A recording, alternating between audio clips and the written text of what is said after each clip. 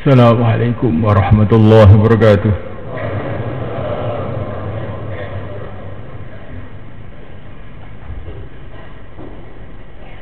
Innal hamdalillah nasta'inuhu wa nastaghfiruhu wa nu'minu bihi wa natawakkalu alayhi wa na'udzu bihi min shururi anfusina min sayyiati a'malina.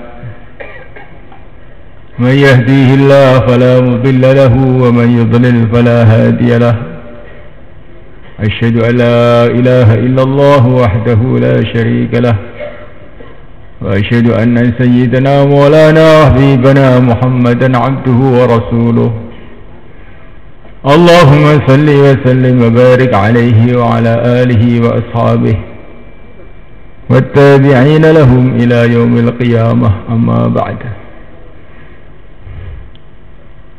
فقد قال تعالى في كتابه الكريم إن الذين قالوا ربنا الله ثم استقاموا تتنزل عليهم الملائكة ألا تخافوا ولا تحزنوا وأبشروا بالجنة التي كنتم توعدون نحن أولياؤكم في الحياة الدنيا وفي الآخرة ولكم فيها ما تشتهي أنفسكم ولكم فيها ما تدعون نزلا من غفور رحيم ومن أحسن قولا ممن دعا إلى الله وعمل صالحا وقال إنني من المسلمين.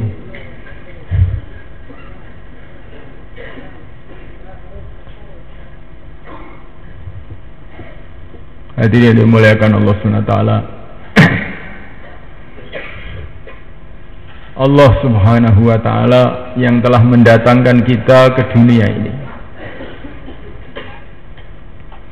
Bukan kita datang sendiri, Allah lah yang telah mendatangkan kita ke dunia ini.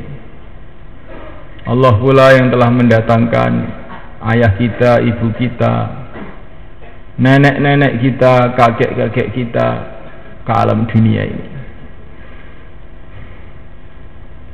Kita didatangkan oleh Allah SWT ke alam dunia ini dengan satu tanggung jawab yang besar, sehingga digambarkan dalam Al-Quran bahwasanya tanggung jawab yang dibebankan oleh Allah SWT kepada manusia ini begitu besarnya, sehingga tanggung jawab ini bila ditawarkan ke langit bumi yang begitu besar, langit tidak akan mampu memikulnya, bumi pun ketakutan untuk memikulnya, saking besarnya amanah atau tanggung jawab yang Allah berikan kepada manusia itu.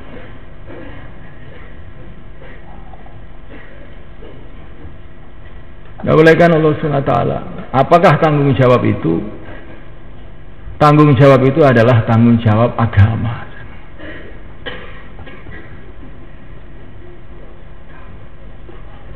Dimuliakan Allah Ta'ala, tanggung jawab agama ini begitu besar. Kalau orang menunaikan tanggung jawab agama ini dengan benar, maka dia akan mendapatkan kemuliaan yang besar yang tidak bisa dibayangkan. Dia akan menjadi kekasih Allah Subhanahu wa Ta'ala. Dia akan masuk di dalam surga Allah. Kehidupan yang penuh dengan kenikmatan, aisyatun radiyah, kehidupan yang memuaskan, badannya memuaskan, tidak akan sakit selama-lamanya, tidak akan tua selama-lamanya, hatinya memuaskan, tidak akan sedih selama-lamanya, temannya memuaskan, Temannya adalah para nabi, para rasul, para wali-wali Allah. Tempatnya memuaskan, tidak ada cacat sedikit pun. Istana-istana dari emas, dari intan, sungai-sungai dari susu, dari madu. Tambah hari tambah indah, tambah hari tambah indah. Tambah hari tambah nikmat, tambah hari tambah nikmat. Wa ridwanum minallahi akbar. Ridha Allah lebih besar lagi dari semuanya itu. Ini kalau orang itu bisa menjaga amanah tanggung jawab agama yang telah Allah berikan kepada dia. Dia menjadi orang yang begitu mulia, sangat-sangat mulia. Kalau kemuliaan seluruh raja-raja, seluruh orang-orang kaya, seluruh tokoh-tokoh, seluruh orang-orang hebat dikumpulkan menjadi satu, dilipat gandakan juta-juta kali pun tidak ada apa-apanya dibandingkan kemuliaan yang disediakan oleh Allah untuk orang yang memegang amanah agama ini.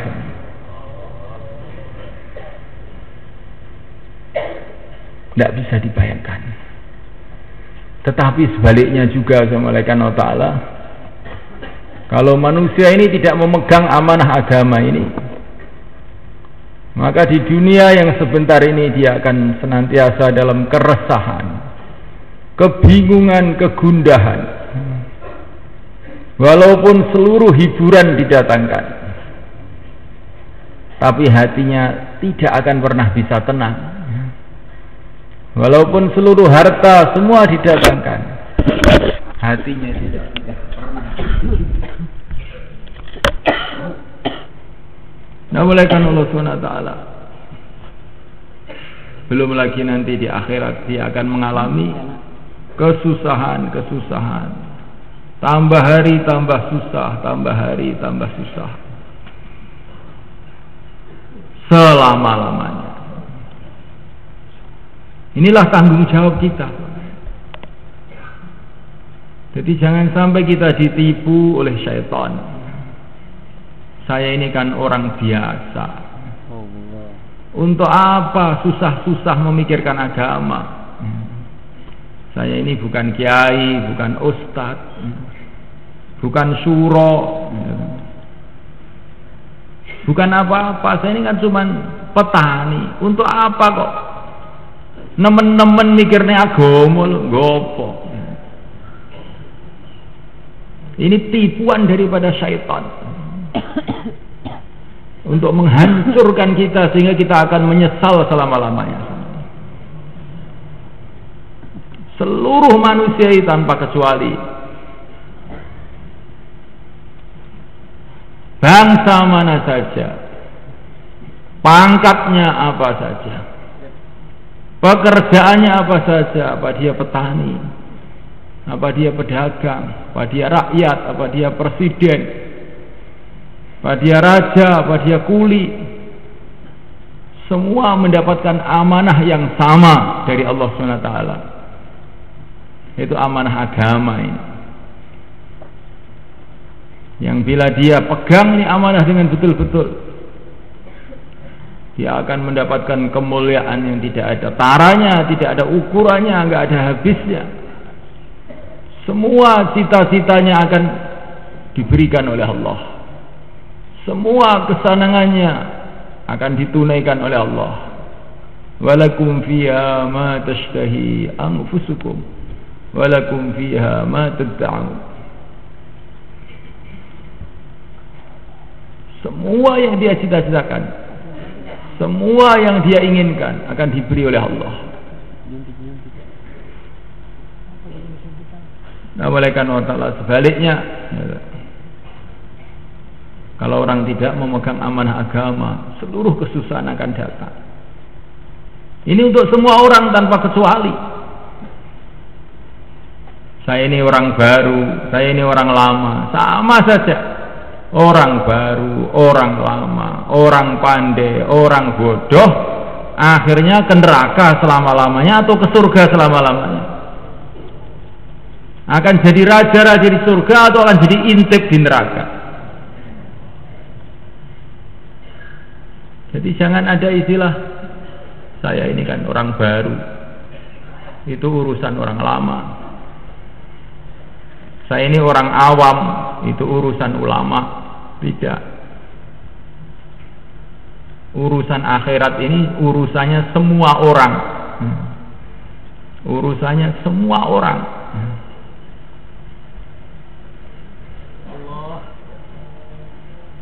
Tanpa kecuali.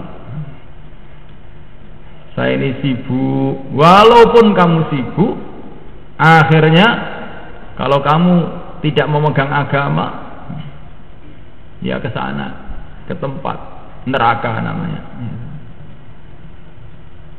Saya ini sibuk, saya ini sakit, nggak ada alasan.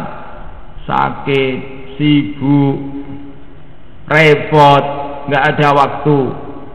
Malaikat Israel tetap ada waktu untuk nyabut nyawa kamu. Tidak pernah sibuk, sehingga tidak ada kesempatan untuk nyabut nyawa kita. Maka seorang ulama memberikan nasihat, boleh saja kamu tidak memperhatikan agama, tapi pakai syarat, kamu jangan tinggal di bumi Allah. Boleh saja kamu tidak memperhatikan agama, tapi pakai syarat, kalau Israel datang, kamu harus bisa menolak dia, jangan sampai dia bisa menyabut nyawa kamu. Boleh saja kamu tidak memperhatikan agama, pakai syarat, kalau kamu sabar di neraka. Kita ini dengan gangguan nyamuk saja tidak sabar. Dengan gangguan nyamuk saja tidak sabar. Dengan teriknya matahari di dunia aja tidak sabar.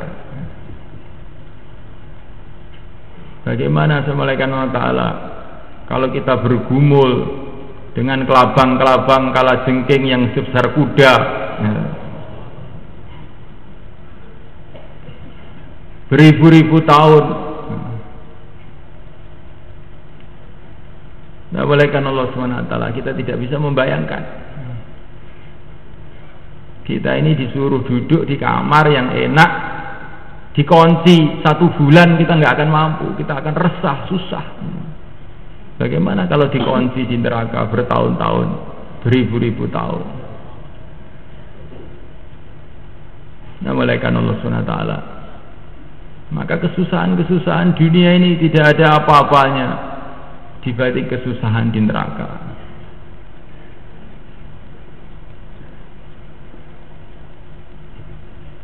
Nah, malaikat Allah SWT, memang orang yang masih ada iman satu saat akan keluar juga dari neraka itu.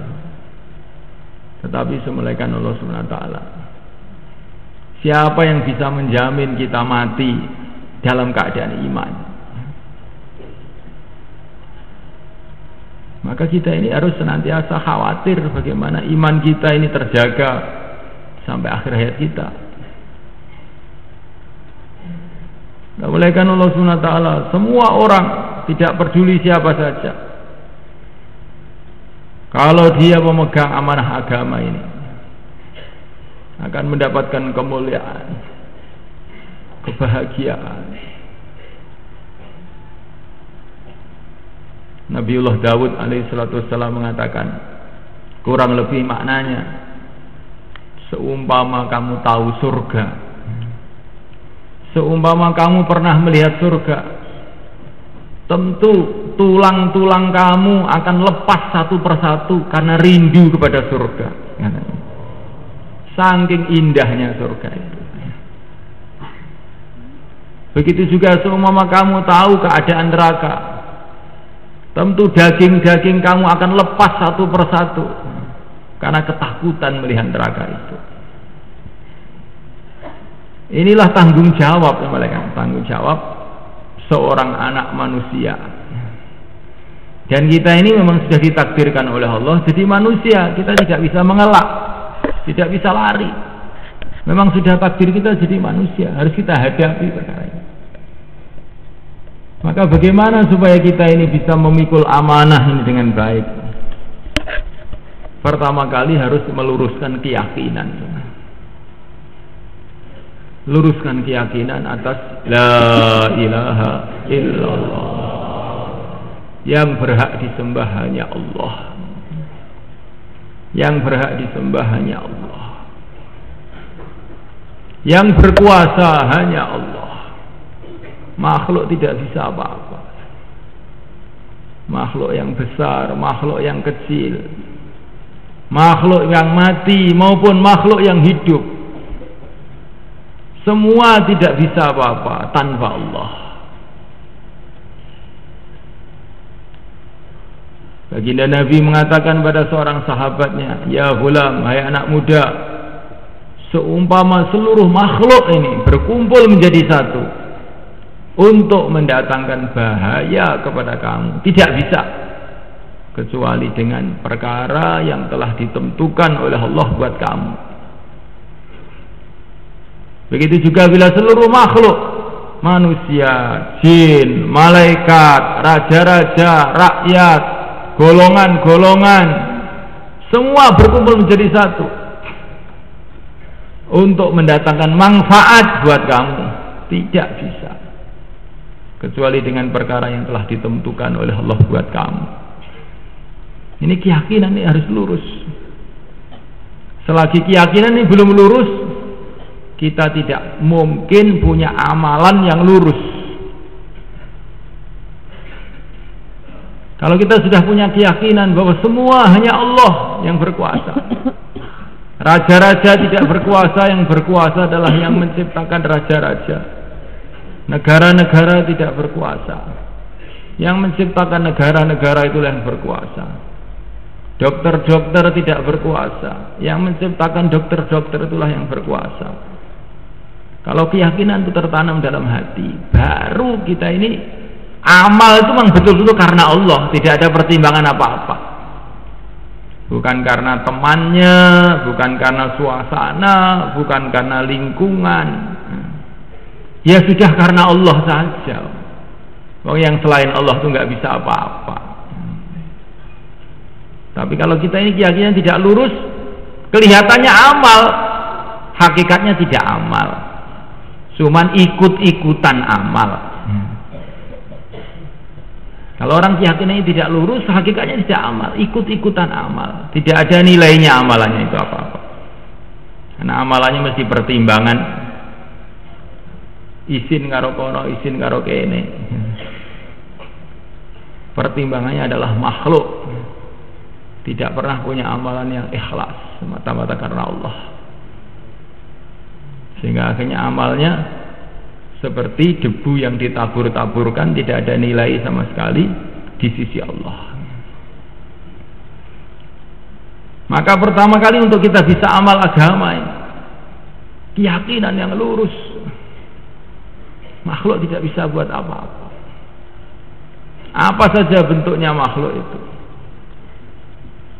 besar, kecil, raja, rakyat, jin, manusia, malaikat, tidak bisa apa-apa tanpa kehendak Allah. La haula wala quwata illa billah. Tidak ada usaha, tidak ada kekuatan tanpa Allah. Melainkan Allah SWT. Maka kata para masyayikh, 5 kali sehari di masjid-masjid dikumandangkan Allahu Akbar, Allahu Akbar, Allahu Akbar, Allahu Akbar. 4 kali takbir, seperti kita menyolatkan jenazah. 4 kali takbir. Melainkan Allah Ta'ala. Ini maknanya apa? Kata para ulama, maknanya kalau kamu sudah mengucapkan Allahu Akbar, Allahu Akbar, Allahu Akbar, Allahu Akbar, tanamkan dalam hati, seolah-olah seluruh makhluk di dunia ini sudah jadi jenazah semuanya. Tidak bisa apa-apa sama sekali. Seperti jenazah, nggak bisa berbuat apa-apa tanpa pertolongan Allah SWT, tanpa kehendak Allah SWT. Ditanamkan betul dalam hati. Makhluk apa saja nggak bisa apa-apa tanpa Allah SWT. Nabi mengatakan kepada Sayyidina Umar, bagaimana nanti Umar kalau kamu menghadapi malaikat mungkar dan nakir?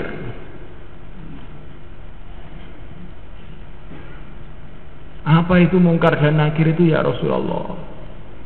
Wah, itu malaikat penguji kubur yang suaranya lebih dahsyat dari halilintar, yang punya wajah yang sangat mengerikan. Dia membawa pemukul, kalau dipukulkan maka lumat ini dunia ini. Bagaimana kalau kamu menghadapi malaikat seperti itu, Umar? Maka Sayyidina Umar mengatakan kepada Nabi, ya Rasulullah, apakah hati saya waktu itu seperti hati saya waktu sekarang ini? Iya, sama aja ya. Hati yang kamu bawa mati itu ya hati yang sekarang ini. Bukan diganti hati, bukan. Maka ketika Rasulullah mengatakan begitu, Sayyidina Umar mengatakan, kalau hati saya masih seperti sekarang ini ya Rasulullah, saya nggak takut. Saya tidak takut. Malaikat Allah SWT. Maka Nabi mengatakan, benar, kamu waktu itu memang tidak akan takut, katanya. Saya diberitahu oleh Jibril bahwa nanti bila Umar ditanya oleh Mungkar dan Nakir, siapa Tuhan kamu? Maka Umar akan menjawab, Allah Tuhanku. Kamu siapa Tuhannya? Sehingga malaikat Mungkar dan Nakir kelabakan. Ini kita ini bagian menanya malah ditanya lagi. Bagian penguji malah diuji lagi sama Umar ini. Jadi Assalamualaikum warahmatullahi wabarakatuh. Ini tingkat keyakinannya Sayyidina Umar itu sampai kayak begitu soalnya. Dan ini dengan persaksian Nabi alaihissalam. Terus kita ini bagaimana soalnya? Bagaimana hati yang akan kita bawa ke kubur itu ya hati yang sekarang ini.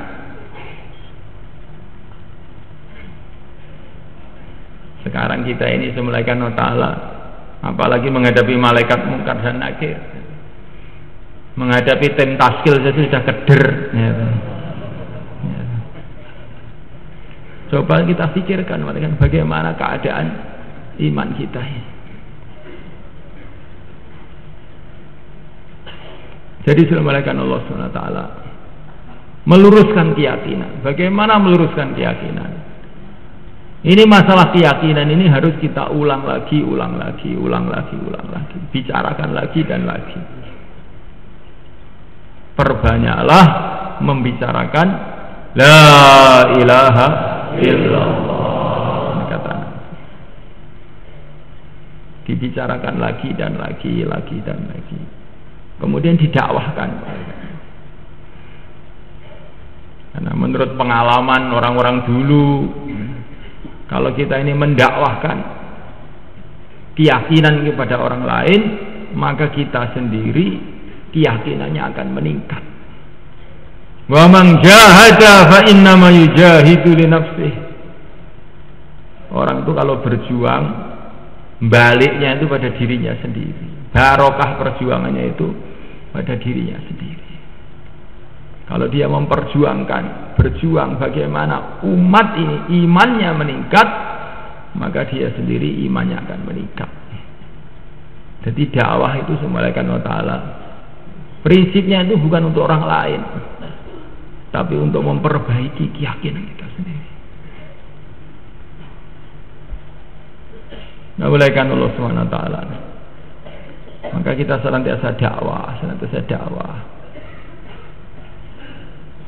Allah sudah tahu bahwa Fir'aun tidak akan masuk Islam. Allah sudah tahu. Allah qad ahata bi kulli syai'in ilma. Allah sudah tahu segalanya apa yang akan terjadi. Tapi kenapa Allah menyuruh Nabi Musa dakwah kepada Fir'aun? Coba sebenarnya.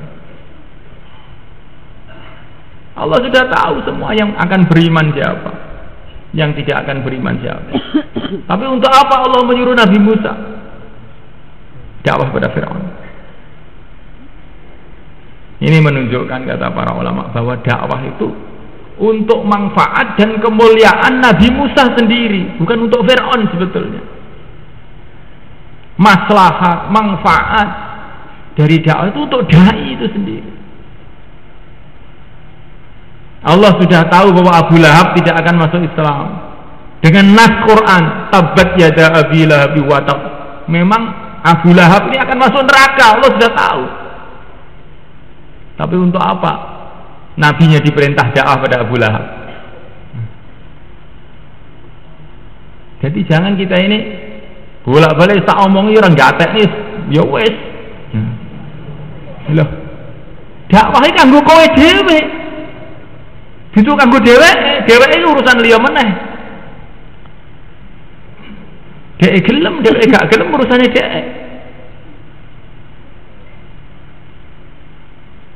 Insyaallah Bang ya. Insyaallah. Jadi dakwah itu untuk saya sendiri.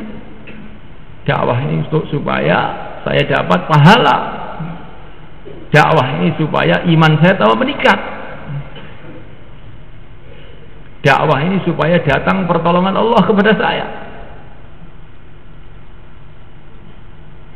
Adapun orang yang didakwai itu urusan dia.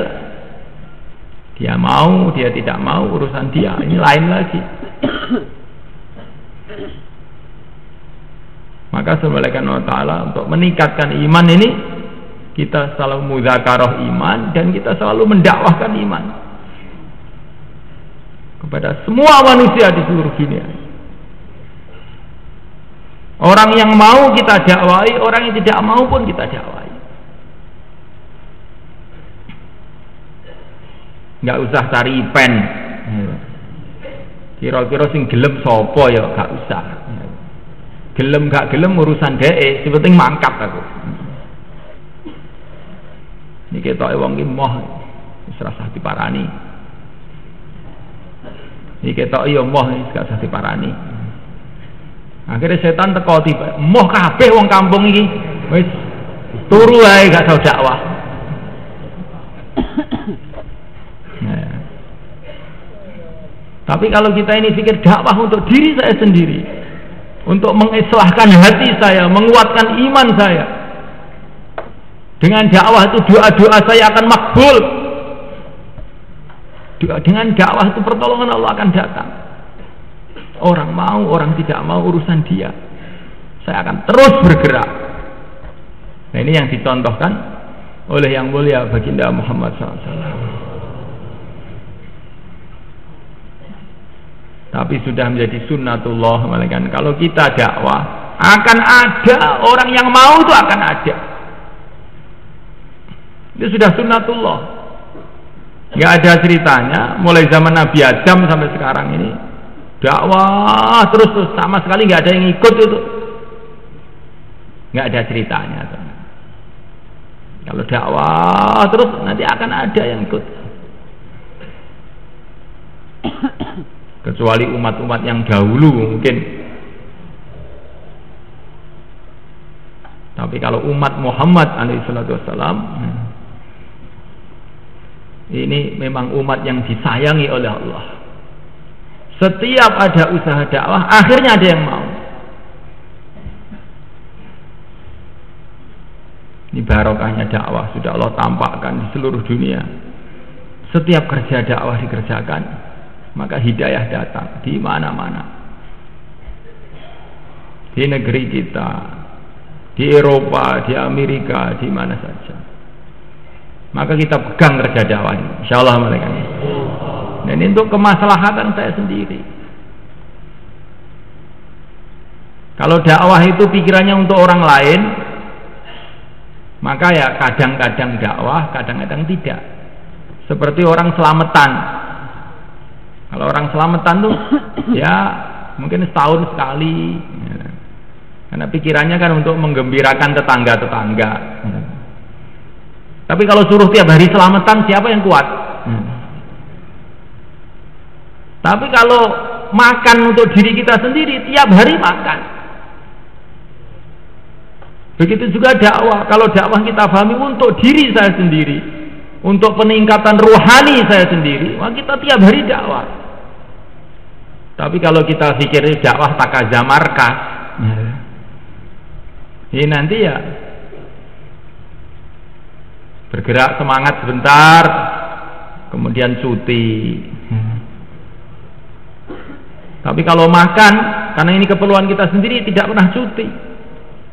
Bendino semangat terus. Walaupun kita sakit, mulutnya itu sudah pahit, tapi dipaksa-paksa makan juga. Ini keperluan saya sendiri. Nah, dakwah itu begitu, keperluan saya sendiri, supaya Allah ridho kepada aku, dan supaya saya dapat doanya Rasulullah SAW. Setiap orang yang menyampaikan agama akan dapat doanya Rasulullah SAW. Rahimallahu khulafai alladzina yuballighuna anni.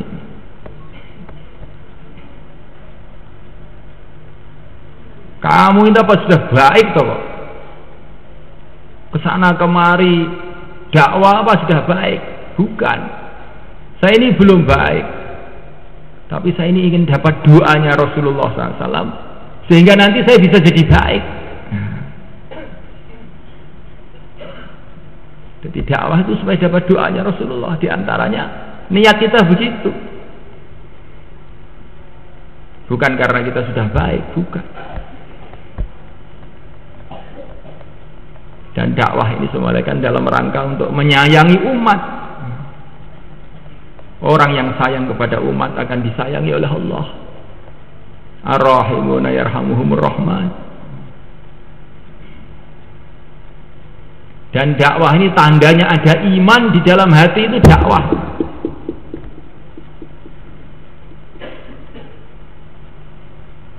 Kalau kita ini sudah tahu, malaikat, bahwa orang yang meninggalkan agama ini akan masuk neraka, yang amalkan agama akan masuk surga. Kalau kita melihat orang tidak amal agama, bagaimana kita bisa diam? Kita nggak akan bisa diam.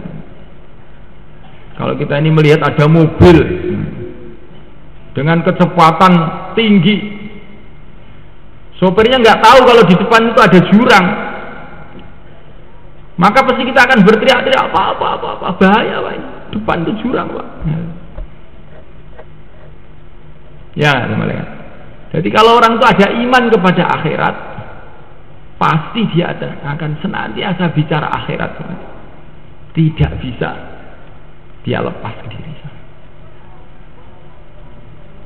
Maka iman dengan dakwah itu nggak bisa lepas.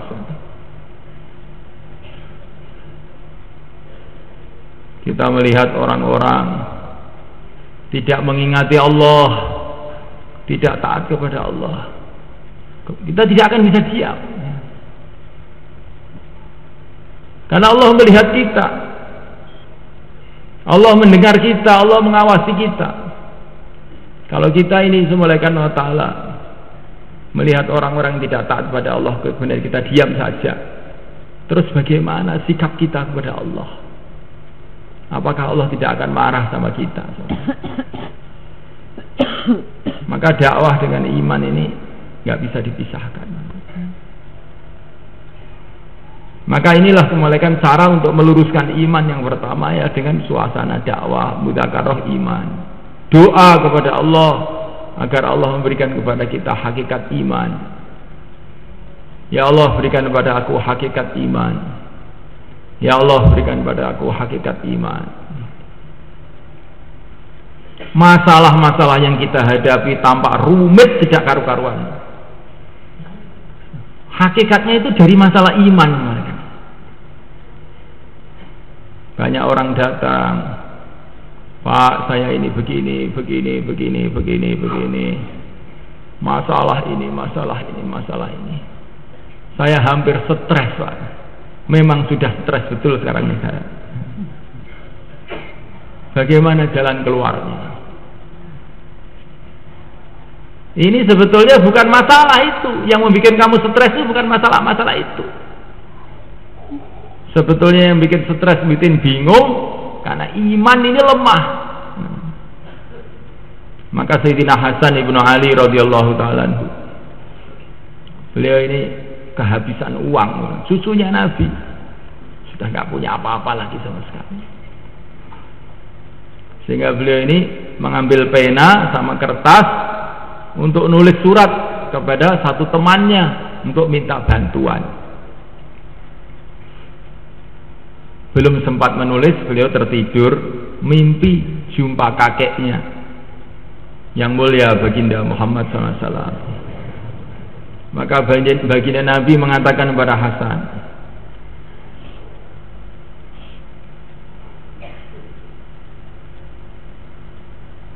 sebelum angkat kepala, saya nggak terus angkat kepala dulu. Maka Nabi mengatakan kepada Sayyidina Hasan, Hasan, kamu berharap kepada makhluk yang seperti kamu juga. Ini loh saya kasih doa, katanya Nabi pada Hasan. Doanya apa? Allahumma qdhif fi qalbi raja'ak waqta' rajai amman siwak. Allahumma qdhif fi qalbi raja'ak waqta' rajai amman siwak. Masih panjang doanya, tapi kurang lebihnya itu. Ya Allah, tanamkan dalam hatiku harapan hanya kepada Engkau, dan putuskanlah dari hatiku ini harapan-harapan kepada selain Engkau. Sudah, kamu doain. Ya Allah, berikanlah pada aku keyakinan seperti keyakinan yang telah Engkau berikan kepada orang-orang dulu, keyakinan yang istimewa. Sudah, kamu doain saja. Akhirnya oleh Sayyidina Hasan diamalkan doa ini. Ya Allah, masukkan dalam hatiku, tanamkan dalam hatiku harapan hanya kepada Engkau. Putuskanlah harapan dari hatiku kepada selain Engkau. Berikanlah aku keyakinan yang istimewa. Keyakinan yang istimewa. Maka ketika beliau bangun tidur, beliau mulai doa. Doa itu beberapa saat doa, beberapa hari. Tiba-tiba itu nggak usah kirim surat kemana-mana. Tiba-tiba ini kiriman uang itu datang dari seluruh dunia pada Sayyidina Hasan. Sampai bingung meletakkannya di mana. Akhirnya setelah itu dia tidur lagi, mimpi lagi jumpa kakeknya Rasulullah SAW. Gimana Hasan? Alhamdulillah, sudah banyak kiriman dari mana-mana ini. Begitulah Hasan, kata Nabi. Kalau orang itu berharap hanya kepada Allah, Allah akan cukupi dia. Jadi selagi dalam hati itu masih ada harapan pada ini, ya ini musibahnya ya di sini ini. Tapi kalau harapan itu sudah bersih hanya kepada Allah saja, nanti masalah itu tiba-tiba selesai mudah saja.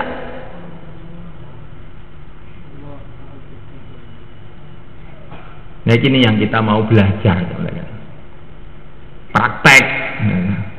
Kalau ada masalah apa-apa, jangan berharap pada fulan. Berharap hanya kepada Allah. La ilaha illallah. Keyakinan. Kemudian dimulaikan Allah Ta'ala. Yang kedua dimulaikan keyakinan kepada Rasulullah SAW. Tanamkan dalam hati bahwa Allah telah memilih untuk kita pimpinan sebaik-baiknya pimpinan yang mulia baginda Muhammad SAW. Jalan satu-satunya menuju ridha Allah hanyalah jalan Rasulullah SAW.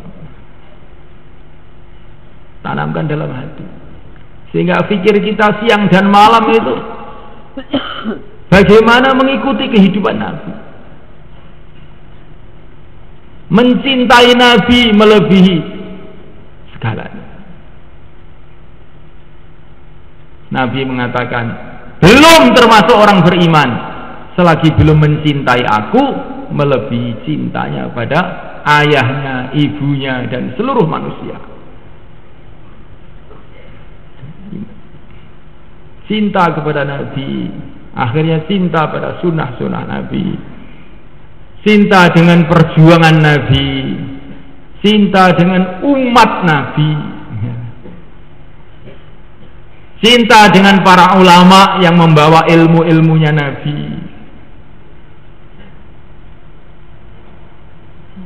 cinta dengan perjuangan Nabi. Kowe kok suweneng menjauh lah kena sihir kon itu Kang jane. Yo gak kena sihir, Kanjeng Nabi biyen senengane jauh lah. Wis aku ya jauh lah. Wis ngono kuwi tok. Jane aku ya ora potongan. Tapi yang Kanjeng Nabi biyen senengane ya mubeng-mubeng, aku ya ngono kuwi ae. Nah ini namanya malaikat Allah cinta kepada Nabi, cinta kepada sunnah-sunnah Nabi, cinta pada perjuangan Nabi, cinta kepada umat Nabi, cinta dengan ilmunya Nabi. Jadi jangan salah paham nanti. Ini orang dakwah kadang-kadang bicara kemuliaan Nabi, keagungan Nabi, kemudian malah marah pada para ulama. Jangan. Ulama tidak ada jaminan, Nabi saja yang ada jaminan. Memang betul, tapi tidak begitu itu. Ini cara berpikir keliru. Kalau kita cinta sama Nabi, cinta sama umat Nabi, cinta sama ilmunya Nabi, juga kita harus cinta para ulama. Itu baru pikiran benar. Jangan kemudian marah kepada ulama-ulama, dimarahi semuanya. Ini pemikiran keliru ya malaikat. Kerja Nabi itu panjang malaikat, tapi diringkas dalam satu kalimat, rahmatan lil alamin, menyayangi seluruh alam. Maka kita harus punya dasar kehidupan sayang, mencintai umat, menyayangi umat, mencintai sunnah-sunnah Nabi. Nah, orang itu kalau sudah cinta malaikat, itu kerja itu nggak ada capeknya, gue seneng gitu. Seperti orang cinta sama istrinya, kerja di sawah 40 tahun nggak digaji ya, nggak sambat, nggak mengeluh gitu. Orang cinta sama anaknya gitu, gembiranya kalau dia bisa kurban untuk anaknya, selamatan, sembelih kambing, syukuran, alhamdulillah. Syukuran apa Pak? Alhamdulillah saya bisa membuat rumah untuk anak saya yang pertama. Syukuran. Jadi korban itu malah syukur gitu.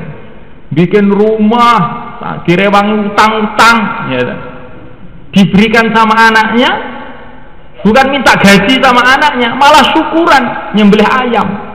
Kan aneh nih mereka. Ini kalau orang sudah cinta itu kayak begitu. Ini cinta sama anak, cinta sama istri. Bagaimana cinta sama Allah? Bagaimana cinta sama Rasulullah? Maka para sahabat dulu itu macam nggak punya capek, karena amalannya itu didasari cinta. Nggak ada capeknya kayaknya. Kalau untuk amal sudah didasari cinta, nggak ada capek, berkorban tambah seneng, berkorban tambah syukur. Sampai sakaratul maut pun tidak lupa dengan amalan. Itu kalau sudah cinta kayak begitu.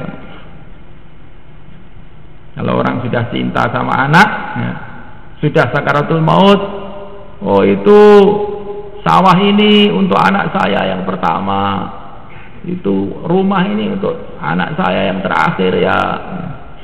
Nggak usah kamu bagi, nanti dibagi sendiri, kamu mati saja. Ya,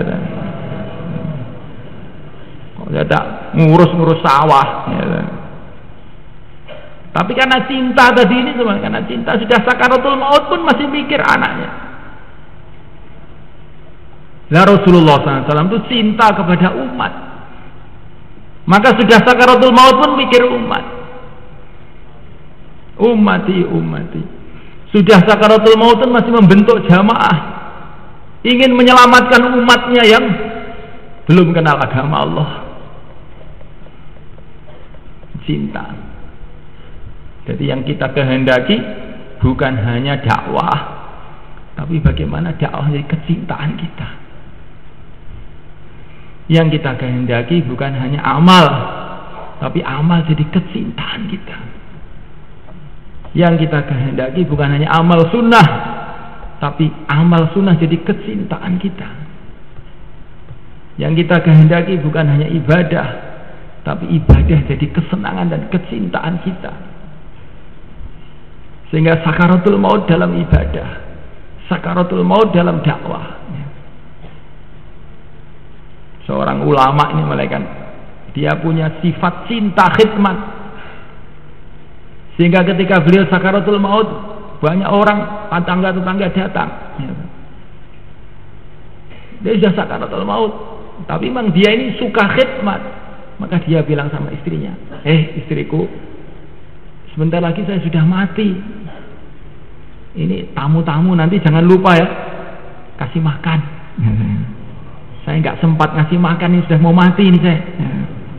Masya Allah, sudah sakaratul maut masih ngurus makan orang juga.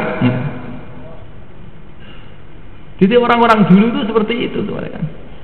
Bukan khidmat ditargib dulu, fadilah khidmat ini. Itu pun keluarnya tempe kecil. Ini apa ini? Ulama-ulama dulu tidak seperti itu, kan? Khidmat itu jadi sifat, jadi kesenangan.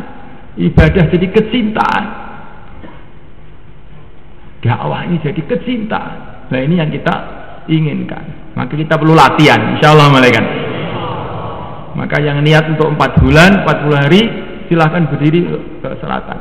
Taqabbalallah. Monggo.